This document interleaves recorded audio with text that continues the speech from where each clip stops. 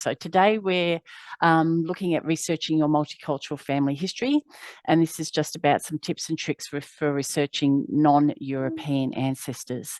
Now, Kate has also created a handout, which I will send out to you after the presentation. And of course, the recording will be available sometime next week if you want to come back and revisit it. I also have to give thanks for our colleagues in other public libraries, Victoria libraries, who have done a lot of research that we've used to create this presentation. So let's get started. So today we're going to talk about getting started, how to trace your overseas ancestors using Australian records. So that's where they've had interaction with the Australian immigration, tracing overseas ancestors using international records, which can get challenging, and tracing First Nations ancestors. So to get started, you have to record everything. You have to record what you know, and then use that to then get information backwards from there. So start with what you know, which is yourself. Start with your grandparents, start with your aunts and uncles, get as much information as you can, starting with yourself. Talk to your relatives, so ask your family members about other relatives, lives, relationships, nicknames, places they lived, occupation, births, deaths, and marriages. Be, I guess, wary, because sometimes older relatives can lose track of things like dates. So be prepared to investigate dates that might be a bit flexible around the ones that you were given. And then create an ancestry chart. Find a chart. You can download some from ancestry.com, or they're generally available online, and fill it in with what you found out already.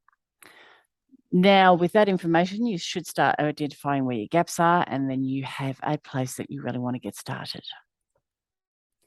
So if you're looking for your overseas ancestors using Australian records, you're looking at things like immigration certificates, naturalization records, migration selection documents, births, deaths, marriages certificates, census, parish, and memorial records. Most of these records will list your ancestors' full names, which is an invaluable piece of information for research, because many individuals anglicise their names after moving to Australia. So I know friends of mine who have come from places like Malaysia often will take an anglicised form of their name, which is very different to the one that they were born with. If I'm moving too fast, please let me know. Okay. Regards to immigration records, so hopefully you'll have some information about what period your ancestors came to Australia.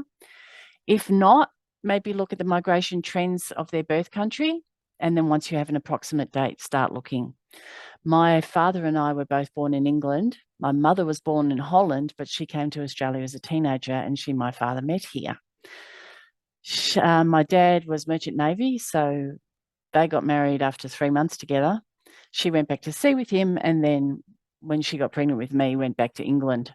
So we immigrated when I was 18 months old, and if I hadn't known the dates, I would know that we came out as part of the 10-pound POMS program. And so I could look at the dates of when those programs were operating around that time, and that would give me an approximate date. If we're talking pre-1852, there's a few records available at the State Library of Victoria. Probably the most comprehensive records around the First Fleet. So between the First Fleet and 1852, you're probably starting to stretch a bit, but there's information out there. Pre-1923, there's many records for this time where they only have the first initials listed, and details of females, children as servants were not taken. So if they've come out as an indentured servant or a spouse or a child, you really need to know the details of the male member of the family. And these are available to view on Ancestry and through the Public Record Office of Victoria.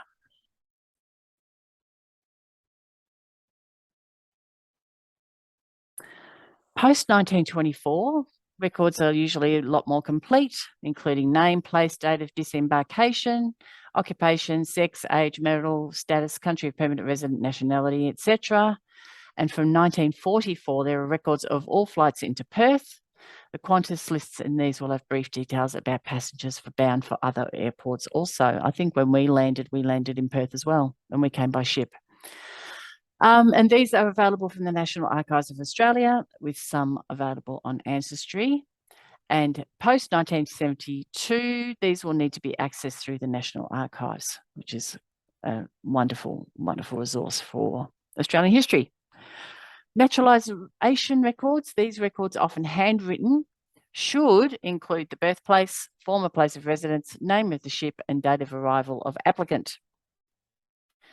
So from 1848 to 1903, the records are held by the National Archives, but they're not digitised, and you'll need to order them from the National Archives. However, you can check the industry indexes on Ancestry, and I think the National Archives also has a lot of other indexes of their own to records without actually linking to the actual record itself. I know that because we found index cards to indicate my husband's grandfather was involved in construction of the Snowy Hydro scheme. And so we could apply for his work records from that employment period. Then from 1904 onwards, naturalisation records are held by the National Archives of Australia and available to search in the record search database. So indexes for certificates issued between 1851 and 1928 are also available on ancestry.com.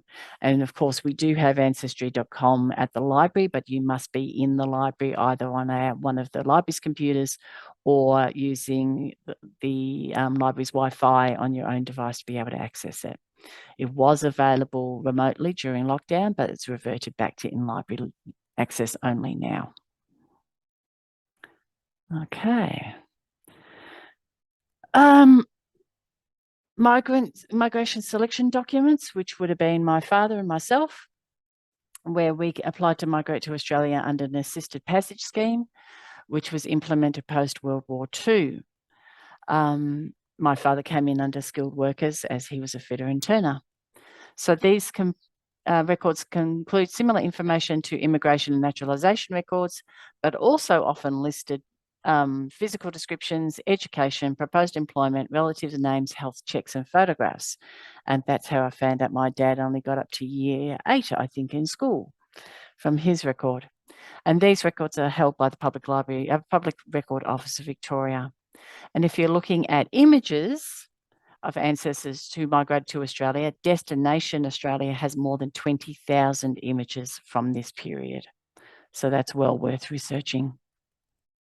I haven't spoken this much in a while.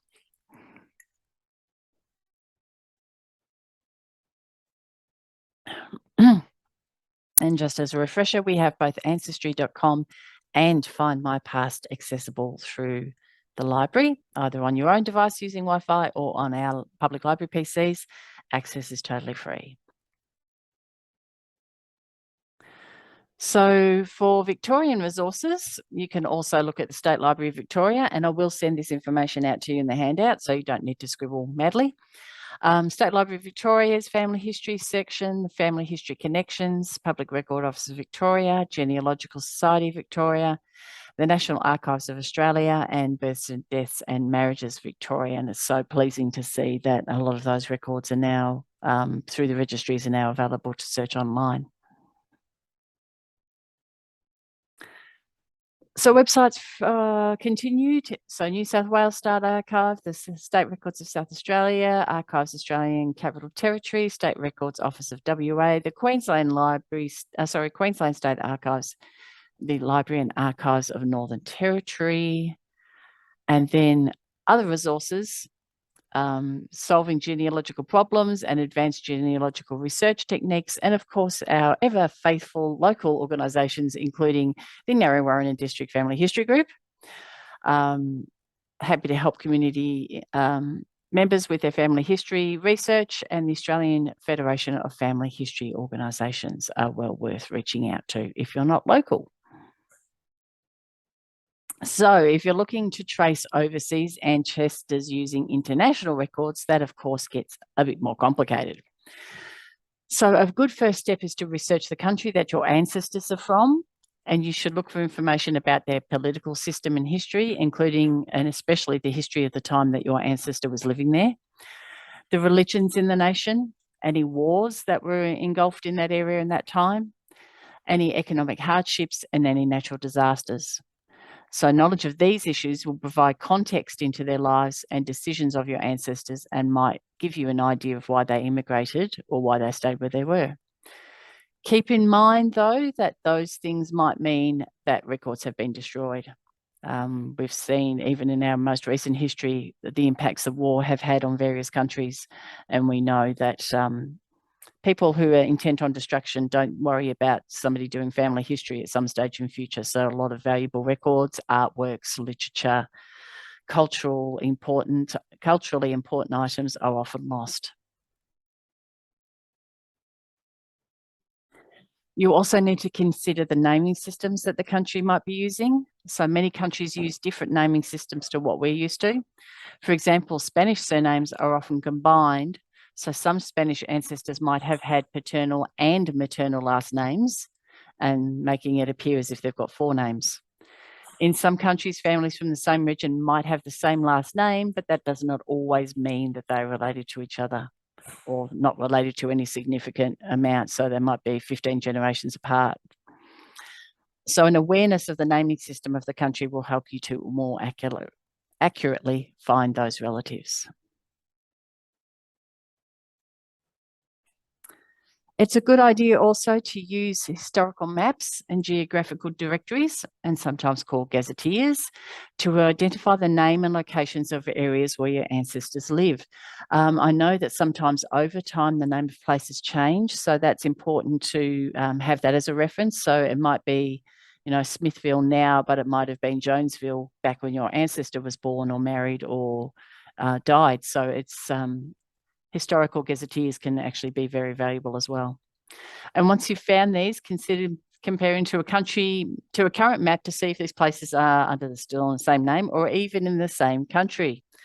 Unfortunately, country borders also do change. On a local note, we live in an estate in Berwick, and when we first moved in, the estate was in Narre Warren, and they moved the boundary around us. So it was an interesting process to go to the post office and various other places and say, I need to change my address. And they say, where have you moved to? And we said, we haven't.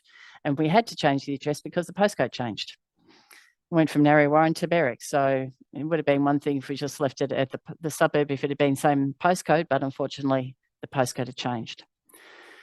Knowing what the area was called is important for specific record searches. Knowing what the area is called now, though, will help you find the record collection more easily. So that past and present knowledge is really invaluable. When accessing overseas records, you will come across records that are not only handwritten, but are written in another language. If you have relatives or you can read this language yourself, well done you. You're already ahead of the game. But if not, there are a lot of resources available to help, including foreign language search engines, example, Google Translate. If you're finding in-depth or difficult documents, it's also worth reaching out to the local embassy. I know that my mother and her siblings received letters from a German law firm quite a few years ago, and they could make a guess at what it was trying to tell them, but they didn't know exactly for sure. So they were able to work with the German embassy to confirm what the contents were saying, but also to find out if the letter was legitimate. And the German embassy was very, very helpful with that. So that's also a possibility.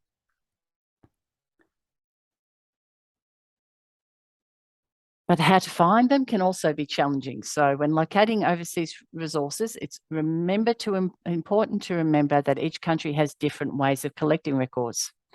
Some countries have centralised government agencies and some have decentralised records that are held by municipal offices and churches. So a good tool for finding these records is the Family Search Research Wiki. You can search that wiki by country and region to find out where to start looking. I know a lot of the English records were very much kept in local churches and local, I can't remember, they're not municipals, but they're sort of like the counties and everything else rather than being centralised for a lot of years. And there's probably still a lot of records that have kept or ended up there that haven't been centralised in more than just England, a lot of other countries as well. So if you know which country you're looking at, it's well worth starting at that point so you can find out exactly where you're going to be looking for your resources. Once you find those institutions, try searching their website, especially if they've digitised records. That, of course, is going to be the first place to look, but not everybody has those resources or has that interest. So if there are no digitised records, you'll need to contact them directly. So in that case, you might need to be looking for information about accessing those records, how to contact them, what if any charges are involved. Again, if it's written in another language, you'll need some help with the translation unless you speak or know somebody who speaks that language. And you'll get a better response if you can present your query in that language, if possible.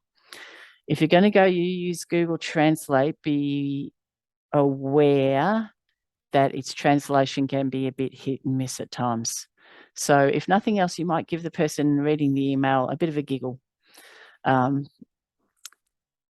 know that when we did a bit of a translate on our website using Google Translate, that one of the things that it translated to, one of the words that translated to in Sinhalese was thug. And when our staff member who first read it, she goes, "I know what it's saying in English, but the way it translated is thug," and she just giggled her head off. She thought it was hilarious. So if you're looking for international resources, good places to look are Family Search, and you can browse by country. The World Gen Web Project, again, you can browse by country. Genealogy Links, which is a directory for a small range of nations, including China, South Africa, and India. And Cindy's List. Cindy's List is a massive collection of links to genealogy resources around the world, and that's been going pretty much as long as the internet's been going. Cindy's List is phenomenal. There's also great resources from the State Library of Victoria, and they have a research guide for online for more information, which is listed there. But as I said, I'll send you those links out.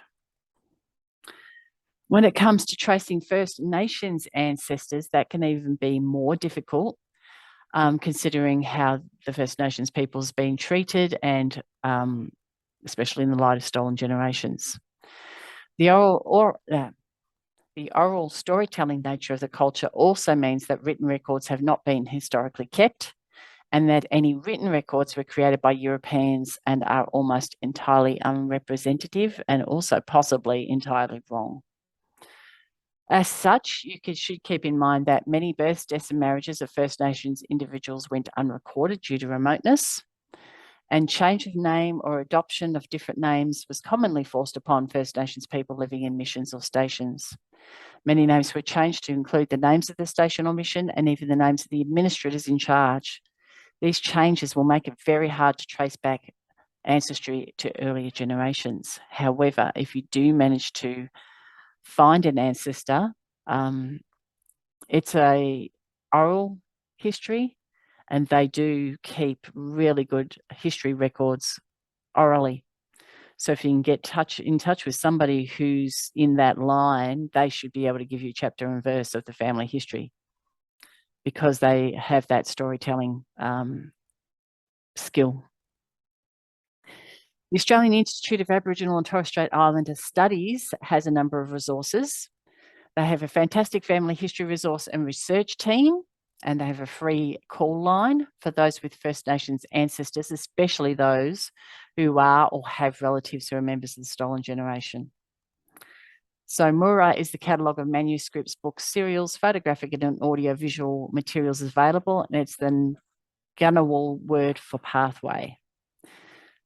So AATSIS has Australian language, art and object and photographic searchable online collections, of fantastic resource. It also has a range of other family history guides, including a step-by-step guide to family research and a comprehensive family history kit on their website. Other First Nations family history resources include Link Up, which is an Australian-wide organisation, except for Tasmania, which reunites family and country for all Indigenous people who have been fostered, adopted or raised in institutions. The Koori Heritage Trust, which is a First Nations-owned arts and cultural organisation which provides a family history service for members of the stolen generations and their families. And the Bringing Them Home Name Index, which is a searchable list of names and places regarding First Nations records held at the National Archives of Australia. So other books and First Nations resources include from the Public Record Office of Victoria, the Koori Records Unit, which helps First Nations people access their records, both there and at the National Archives. Finding Your Story, which is a downloadable manual for the stolen generation. A Walata Taya Matatiti, which is a research guide to Indigenous records in Victoria. And the books that are around include Handbook of Aboriginal and Islander History and Looking for Your Mob, a guide to tracing Aboriginal family trees.